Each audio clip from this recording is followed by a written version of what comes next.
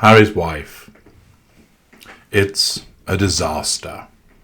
Hello, I'm H.G. Tudor, continuing to allow you to understand more about Harry's wife's narcissism, utilising a variety of sources of information. We now turn to Forbes, with an article by Paul Tassi, which tells us Netflix's Harry and Harry's wife is going disastrously for Harry and Harry's wife. Rather pleasingly, Mr. Tassi has misspelt her name twice, leaving out the H. Perhaps that's been deliberate. He writes, while The Crown has been a mega hit for Netflix across 5 seasons now, a new venture into reality royalty has not gone nearly as smoothly. One project Prince Harry and Duchess Harry's wife took on after their departure from England and the royal family was to sign a deal with Netflix. And now, one of the results of that partnership, a short docu-series called Harry and Harry's Wife, has now aired. While briefly dethroning mega hit Wednesday for the #1 spot on Netflix, the show quickly slipped back under it. And the 3-hour premiere has been a bit roasted by critics and fans alike. And what seemed like it could be a positive PR moment for Harry and Harry's wife seems to have backfired, as the series seems too much like an attempt at a positive PR moment. Now, my observation there, of course, is we know that it is. This isn't a genuine attempt at saying, look at our lives, but rather it is an entire attempt to say, look how wonderful our lives are, you're all wrong about us, we're completely in love, we were bullied out of the royal family, they're all racist, people don't understand us, and you should like us. Critics have scored the show at a 50% on Rotten Tomatoes, below most other series currently making up Netflix's top 10 list.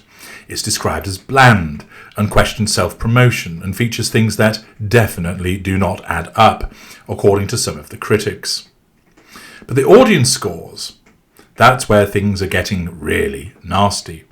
The show has just a 12% on Rotten Tomatoes from several thousand audience reviews, one of the lowest scores I can remember seeing for really any series on Netflix. Reading the reviews, a lot of it comes from defenders of the royal family who think that this is disrespectful to release a show like this so close to the death of the Queen.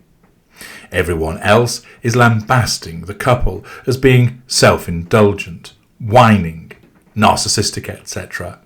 I even saw a death threat or two in there. The overall gist of the show is that it isn't presenting all that much new information, but it's a straight retelling of old conflicts between Harry and Harry's wife and the royal family, and also between them and the British tabloid press and paparazzi who have it out for them.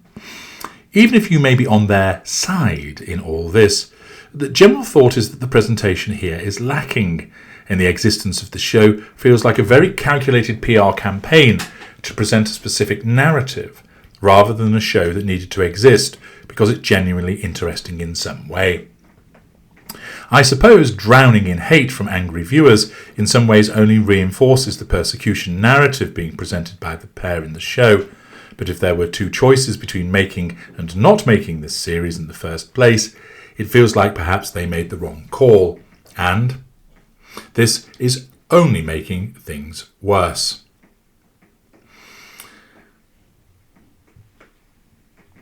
The article then continues by explaining that there is some positive news for Harry and Harry's wife. The show is apparently Netflix's biggest documentary debut ever in terms of viewership.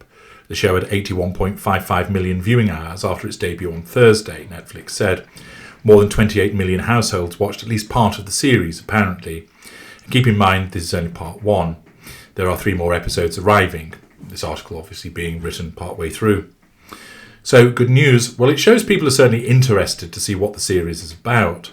The idea of this whole project was giving them an audience to address in their own words their relationship and recent controversies, although I am reminded of those royal family interviews in the press over the decades, which had varying boosts or declines in how favourably people viewed them. Getting your own Netflix special sort of feels like the modern-day version of that.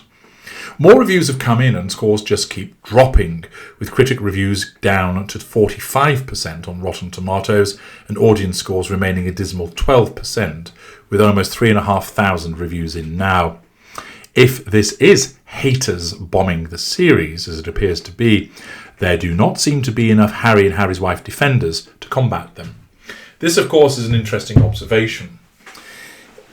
There undoubtedly will be large numbers of haters who are against them because of their conduct and behaviour. There is a lot of people who honestly think that the show is a load of rubbish and is a crock of shite. But it's also interesting, of course, to note the resounding silence from the defenders, which tells us this. Many of those defenders were there because they were paid. Many of those defenders were actually just bots.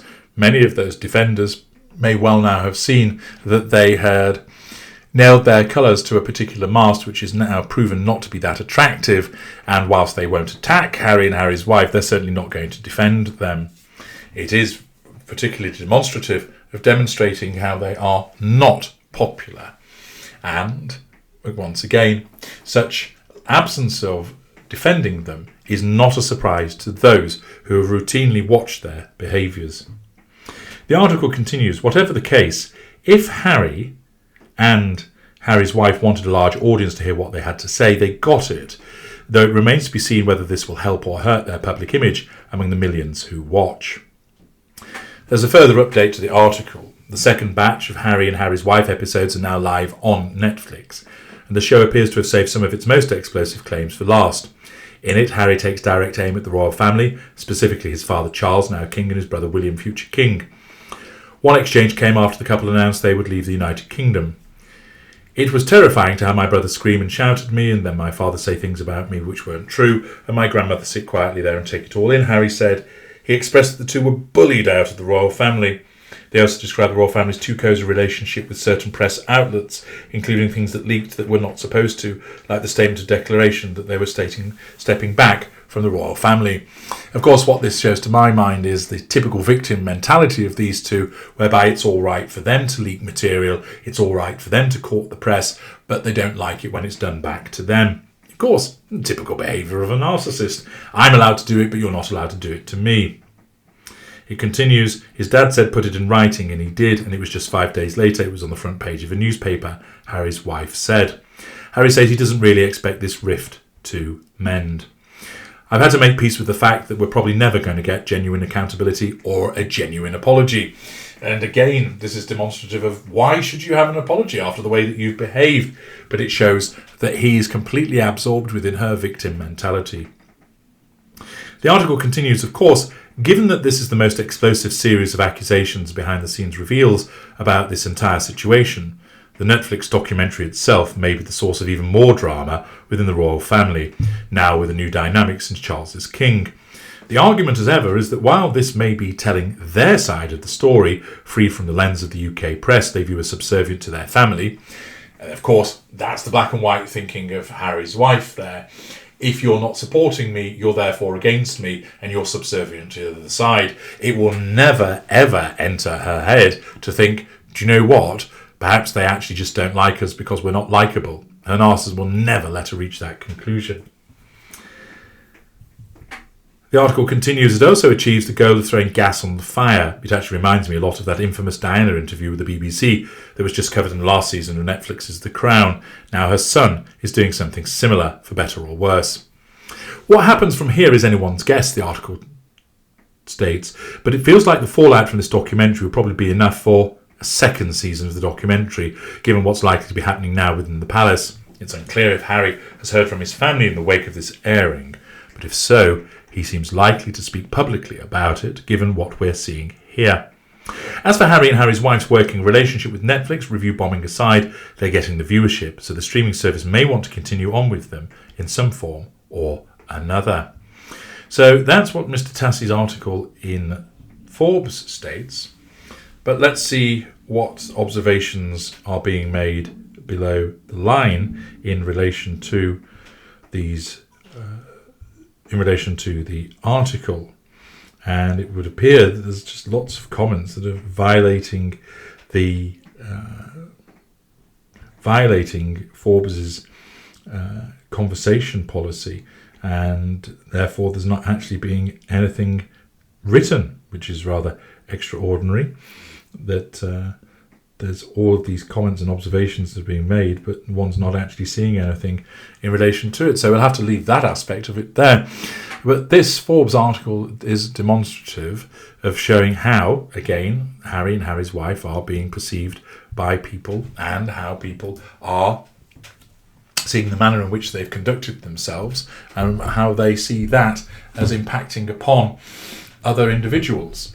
The fact is that it remains that people can see that the series is being viewed as not particularly popular, in the sense of lots of people are watching it, but it's more what I would say sort of grudge watching or disaster watching, that people are curious as to seeing what's going on and what's being said, but they're not actually supportive of these two. I'm H.G. Tudor. Thank you for listening.